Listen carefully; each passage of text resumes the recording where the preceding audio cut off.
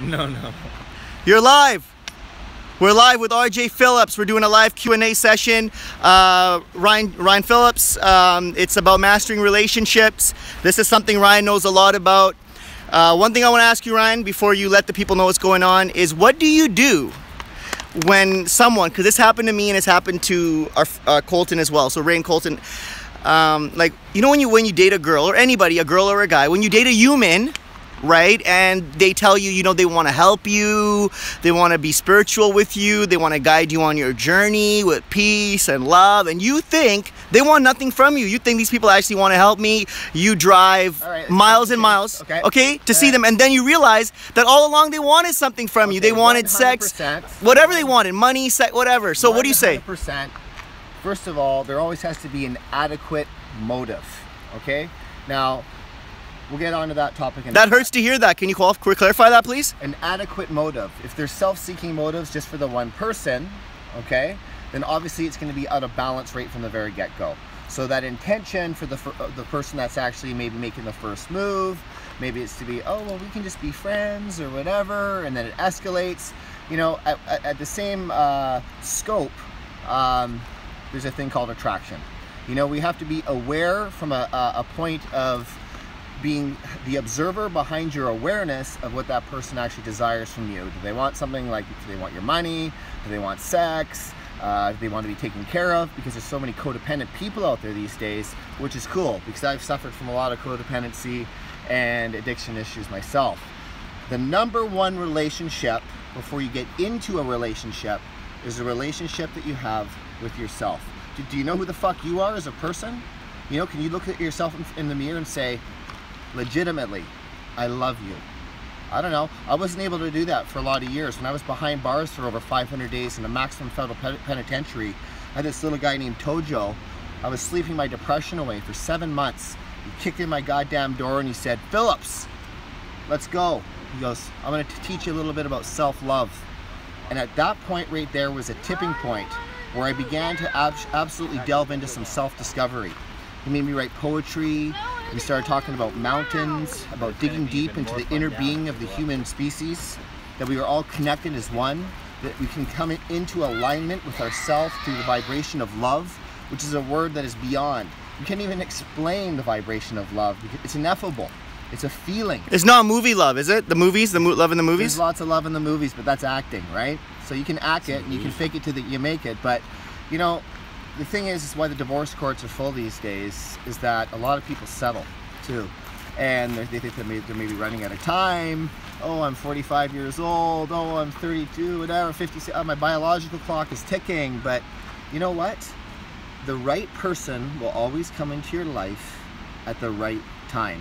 When you're chasing for it, just like chasing money. You chase money, you'll be chasing money for a long time, and you won't be happy. To be truly happy and content, you really got to be patient, you got to let go, and you got to let it flow. And that's the thing too, is that when you get into that relationship with that special somebody, is you got to remember why you fell for that person in the first place.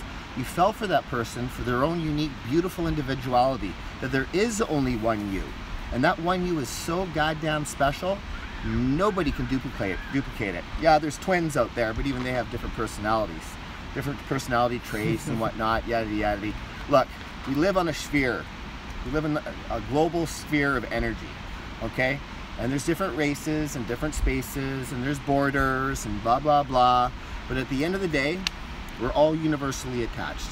You know, that's why they say 6 degrees of separation. Look at the internet. Look at Facebook. Look at social media. I mean, it's slammed right in our faces these days. And it actually can make a lot of people mentally ill because they're constantly on their goddamn phones all the time. And there's been a lack of communication. Remember we went to Cactus Club last weekend, full house, and the mom and the dad and the son were all on their cell phones. No family time. Well, I've been very guilty as well. You know, I suffer from a little bit of ADD. You know, a lot of emotional trauma has come into my life. I deal with it on a daily basis.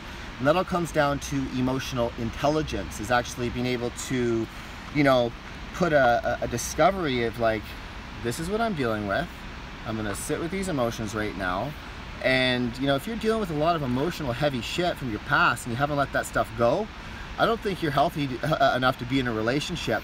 And you have to always be aware of the people around you, who you're attracting into your life. That'll give you a pretty damn good specifics on like where you're going. Is who are the 5 friends that I'm hanging around with the most?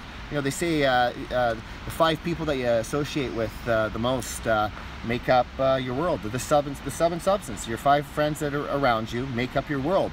You know, how clean is your car? Is your car clean? Is your room clean and mean? You know, your outside usually is a mere projection of what's going on your inner world. So, you know, I'm very aware of, like, you know, the people that I'm letting into my space.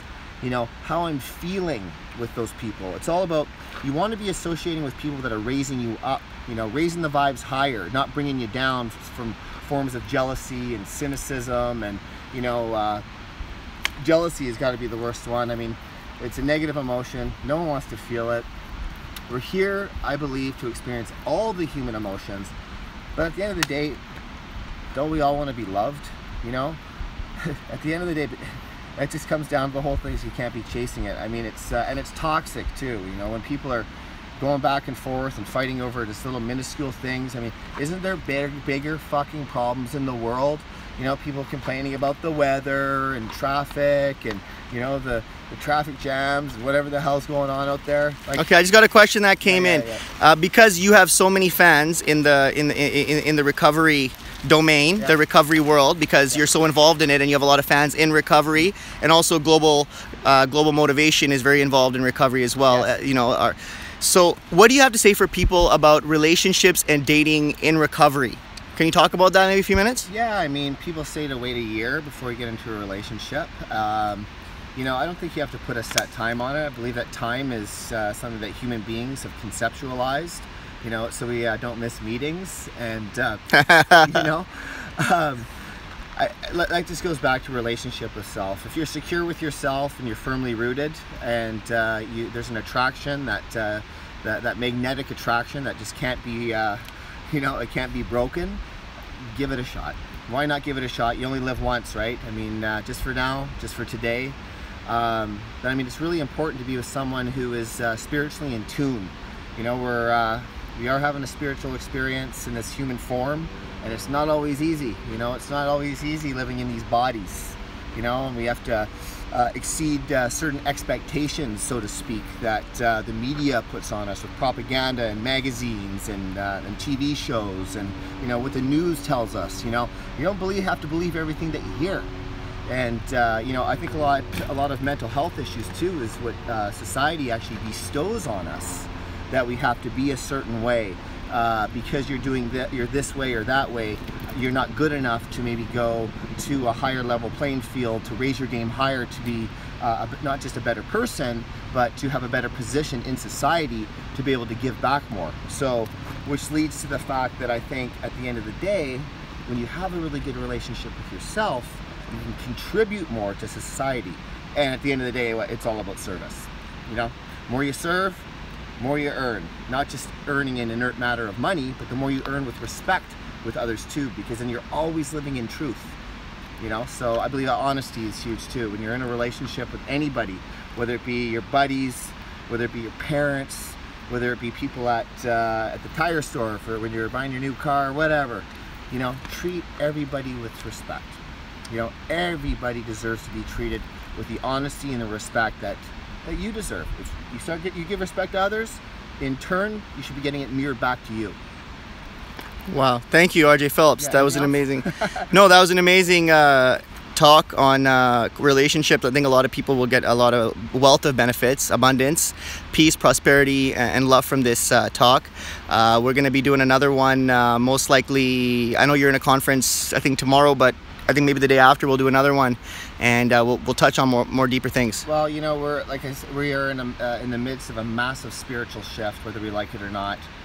You know, people, you know, they're reading all kinds of spiritual books and literature because they want to evolve their soul, so to speak. You know, and you know, if you don't connect on that soul level with that special someone, then I really think it's a waste of time. You know, keep it a friendship, and don't overstep your boundaries and ruin a good friendship over, you know, sex, which is in my mind biological, and love is spiritual.